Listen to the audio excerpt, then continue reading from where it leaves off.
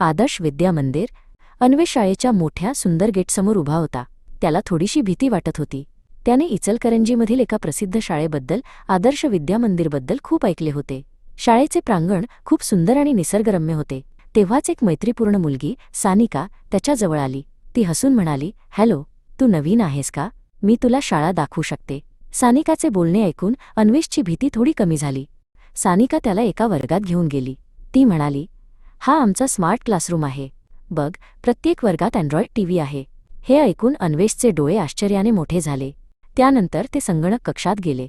सानिका म्हणाली, "हा आमचा संगणक कक्ष आहे. इथे आम्ही खूप नवीन गोष्टी शिकतो आणि मजेदार प्रकल्प करतो." अन्वेषने एका रांगेत ठेवलेल्या सर्व संगणकांकडे पाहिले. ते ग्रंथालयात गेले. अन्वेषने इतकी पुस्तके पाहून आश्चर्यचकित झाला. "वा, कितीतरी पुस्तके आहेत." तो उद्गारला. सानिका म्हणाली, "हो, आमचे ग्रंथालय अद्भुत कथा आणि ज्ञानाने भरलेले आहे." त्यांनी प्रयोगशाळेलाही भेट दिली. अन्वेषने बीकर, टेस्ट ट्यूब आणि सूक्ष्मदर्शक पाहिले. "ही आमची प्रयोगशाळा आहे," सानिका म्हणाली. "इथे आम्ही अनेक प्रयोग करतो. आमची शाळा खूप उपक्रमशील आहे." अन्वेषला खूप आनंद झाला. ही शाळा फक्त मोठी आणि प्रसिद्ध नाही, तर हे असे ठिकाण आहे जिथे तो शिकू शकतो आणि वाढू शकतो. त्याला वाटले की तो इथेच राहण्यासाठी आहे. सानिका म्हणाली, "आता आपण आपल्या मुख्याध्यापिका सौ. गीता खोचरे मॅडमना भेटायला जाऊया. त्या खूप दयाळू आहेत." अन्वेषला पुन्हा थोडी भीती वाटली, पण सानिकाने त्याचा हात धरला.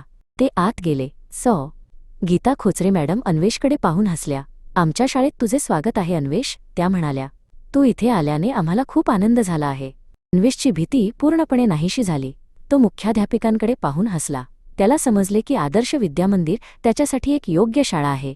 तो शिकायला आणि नवीन मित्र बनवायला तयार होता.